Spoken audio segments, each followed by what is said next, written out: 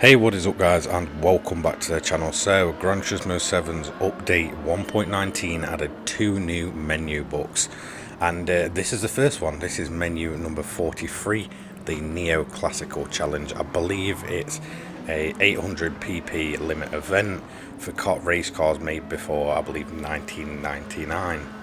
I had a bunch of fun, taking part in these races and, making this video. Definitely makes for some awesome sights and sounds. Some real, classic race cars that are in the game are just here on show in all its glory, including the brand new Nissan Skyline Super Silhouette. So my choice of car was the Mazda 787B. The reason I've chosen this car is purely because of its fuel consumption. I know just how good this thing holds on to its fuel and how good it is with tires. So yeah, this is Fuji Speedway, definitely the most, I'd say the most difficult of the three races. I didn't really have a single struggle really at either the Red Bull Ring or Willow Springs, which will be the next two races after this. But Fuji did cause me a few problems. Early on, my kind of, tactic was just to get up the grid and overtake as many cars as possible. Obviously, being a Group C car, a lot of these, lower class cars that are sort of at the back of the grid, I knew I could kind of eat them up within a couple of laps and just get moving. There's a lot of Group C cars sort of sit around the front. So that was my plan, just to get up as close as I can to them within a couple of laps and start chasing those leaders down. So we've made short work of a lot of the Group 3 cars, and we're going to kind of come on to the long tail McLaren and the CLK. As you can see, there's also another Mazda in this race, and again, I believe the same strategy applies for that car, just because of how good the fuel and tyre consumption is. It seemed to be the last one to pit out of pretty much anything going. I was kind of expecting rain, because it seems to always rain at Fuji, and it did sure come. So we're on to the second lap here, and as you can see, we're still pushing up through the grid and almost to the back of that Group C Mazda 787B. I kind of didn't know what performance it was running. I didn't know if it was just its bog standard performance. My car is pretty much on the mark of 800 pp, so I know I might have a little performance advantage. So on to the start of lap 3, and we're going to make short work of the Porsche. We also have the classic Group C Sauber. Always seemed a little bit tail happy out of corners, struggling to get that grip down, but we're going to make short work of those two and keep on moving.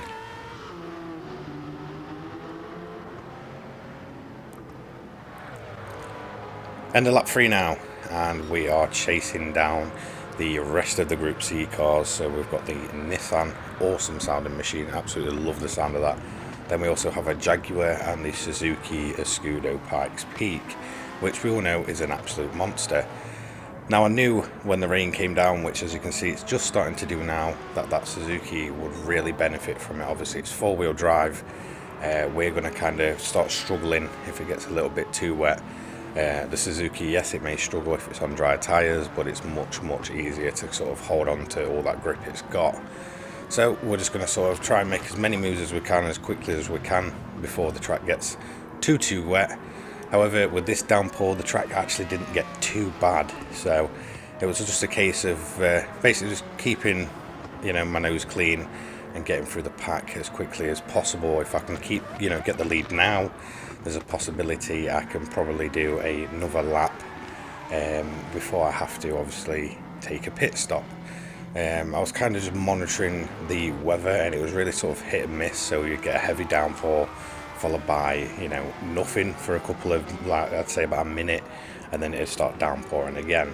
So yeah, really frustrating trying to balance out whether I should pit or whether I should kind of keep it going.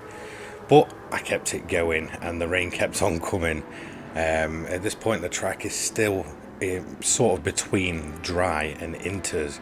Now, I know I've got the better fuel consumption, and I know I can make these racing hards last the whole 10 laps. So I know I don't need to pit for fuel, without, if I just do a tiny bit of fuel saving, which at this point I believe I was running fuel mix 6.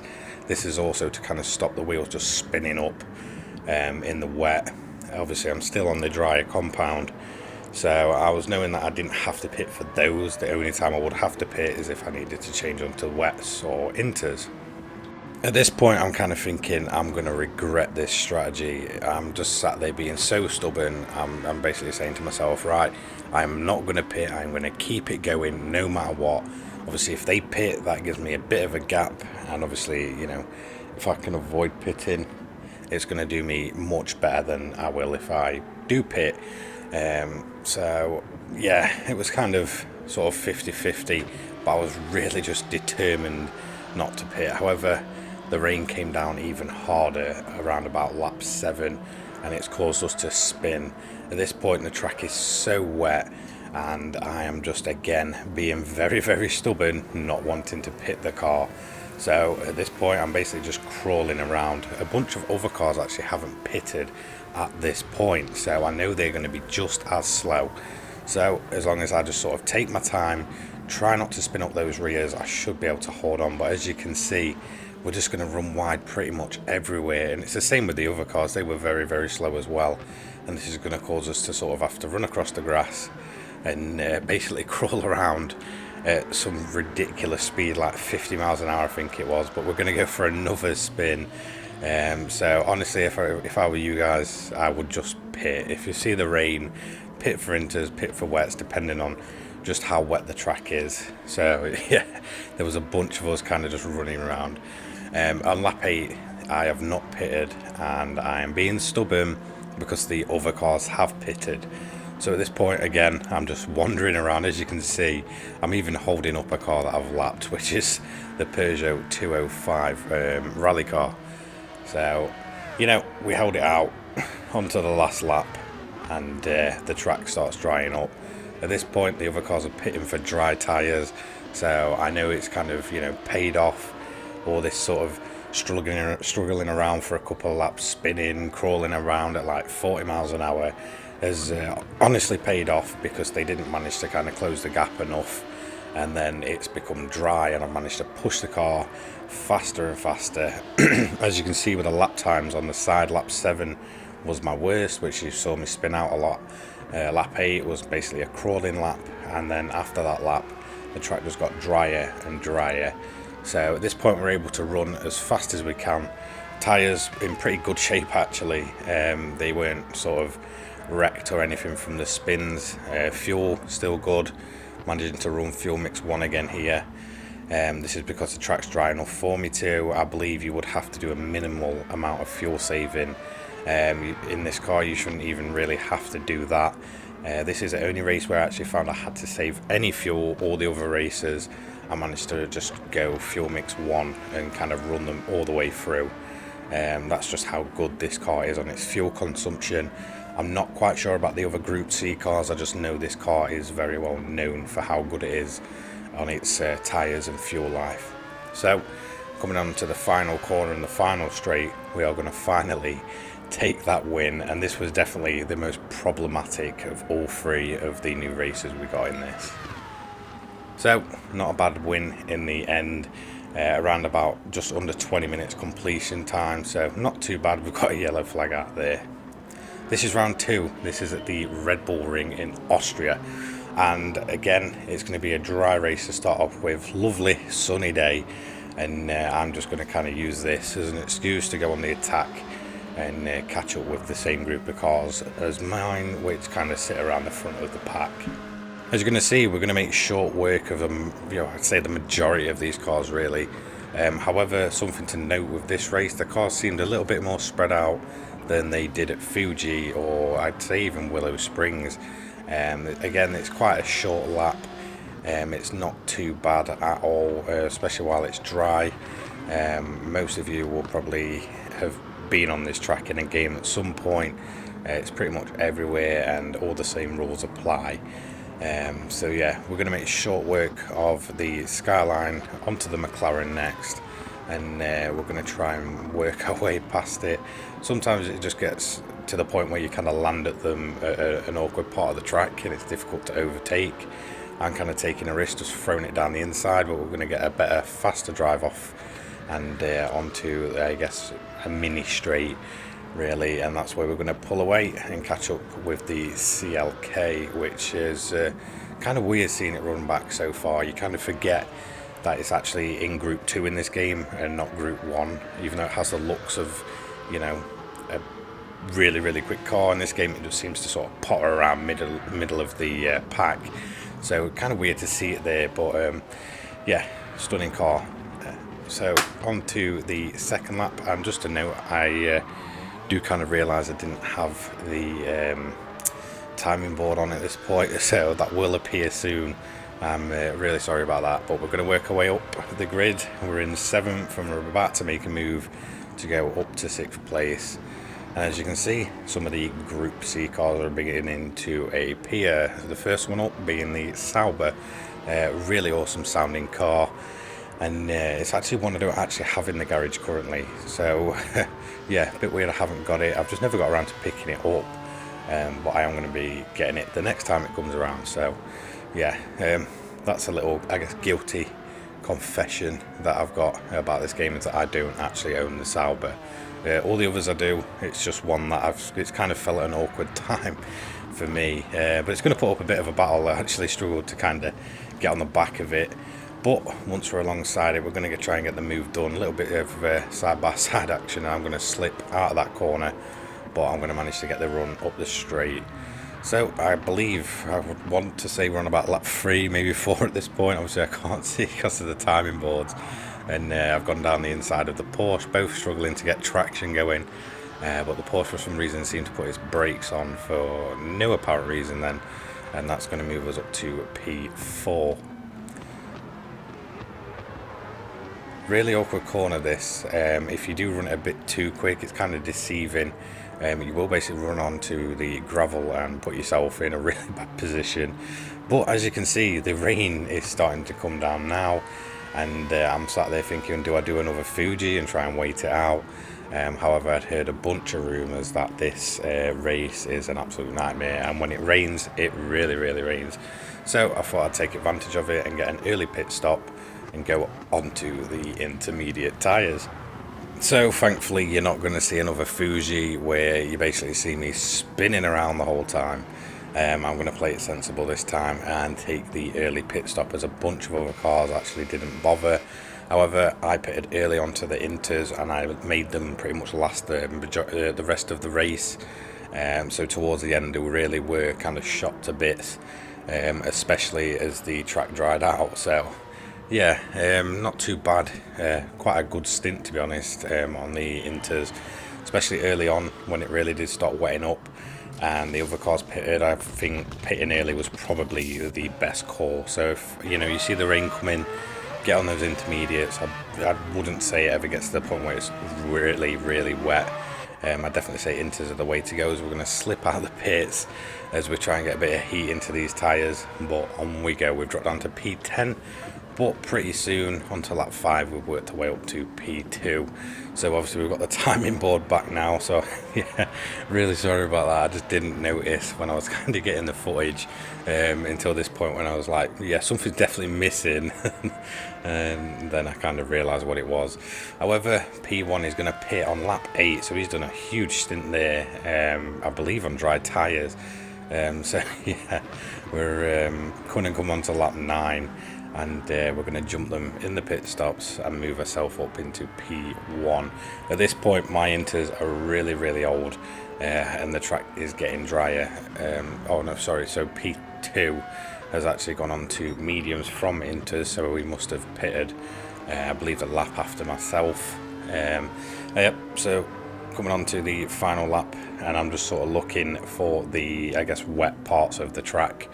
Obviously the bar's constantly telling you how wet that part of the track is and such, so that's kind of what I'm doing, because Inters, when they kind of want, they weigh more if you run them on dry track. So I'm just kind of looking for the wet spots as I make my way around the final lap. So as you can see, the track started to dry out around about lap 6, and then it's kind of stayed relatively dry for, I'd say, from what, 6, 7, 8, 9. You can see we took a pit stop on the end of lap 3, I believe, or maybe 4. It's, yeah, so lap 4. I believe so. I'm sure it was lap 3. But either way, yeah, we've took a pit stop, and as you can see, that's when the track was at its wettest, and then it started to dry out even more each time. At this point, the track's pretty much running for, I guess, dry tyres. I'm kind of just struggling around. I know traction is going to be at an absolute minimum. I believe I was on about, quarter tyre life on the inters at this point.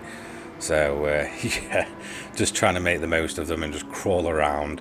I did have quite a big lead, so I didn't have to sort of overly worry about any of the other cars catching me. It was just a case of just taking my time, keeping my nose clean, and just coming across that line.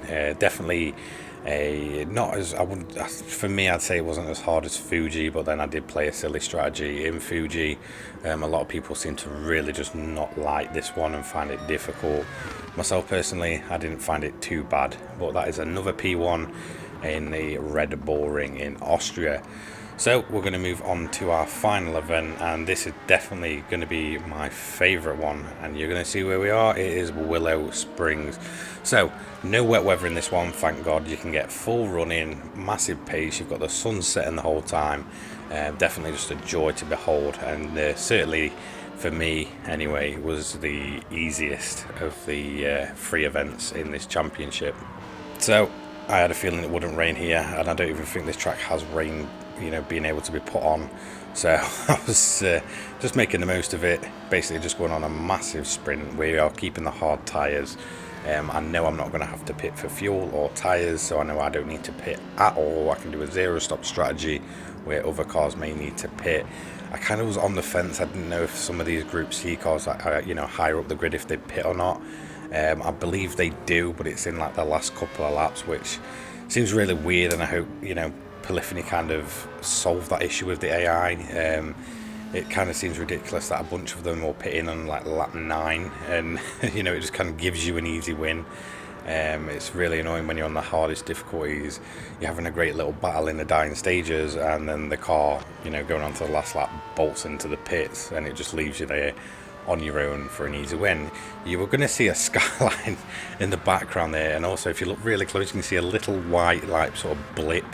I will kind of pick them up later, so I've added some special little clips to this video, which obviously, like I said, I will talk about at the end. But yeah, it's definitely, I guess, one for the AI. This track, they really don't seem to like it. That last corner just seems to be mistake paradise, and I don't really want to call it a glitch, but there is something that really shouldn't have happened but did happen, and I feel like it was all just down to the timing of the AI in this race. And I was absolutely creasing when I looked back at it and realised just how dumb it was. Basically, we didn't really take the lead in a way we would have wanted to. It wasn't a case of we've had an awesome side-by-side battle, and then we've just used our pace to get through. Basically, the Nissan that was actually leading this race got caught in a bit of trouble, and I didn't realise how funny it was at first. But honestly, looking back, I was absolutely howling just to realise how silly the AI in the game is at times. It was honestly just the weirdest thing. I've never ever seen it happen in 4, nearly 5 months of Gran Turismo 7. I've never had that kind of thing happen, and it did kind of have a knock-on effect for a few of the cars. So I will kind of talk about that when it comes to it. But yeah, it kind of gets me every time when I think back just how silly the whole thing is. So sorry, lap 5 we are catching up with the Group C cars, and as you can see, we're taking on the Mazda. We're going to give him a little nudge. My bad. Sometimes you've got to get your elbows out. And then obviously we are going to try and chase down the Sauber. So it's definitely performing better here than it did in the Red Bull Ring, where it was kind of off the pace of the other cars. And I believe that, yeah, that's the Mazda going wide. Typical. I absolutely love the AI sometimes, especially when you see them flying back onto the track. The Sauber and the Porsche, however, are going to get caught up behind lapping traffic, so the Skyline, and we're going to actually move up 2 positions there because of it. And now we're on to chasing down the Jaguar and the Nissan. The Jaguar is actually a very quick car throughout all of these races. It's probably the one, you know, that will give you the most challenge, just because it seems consistent, whereas some of the other cars don't. Sometimes the Mazda's around in the lead and the other cars are nowhere. Sometimes it's like here, the Nissan, but this Jaguar seems to always be up in like P2 constantly.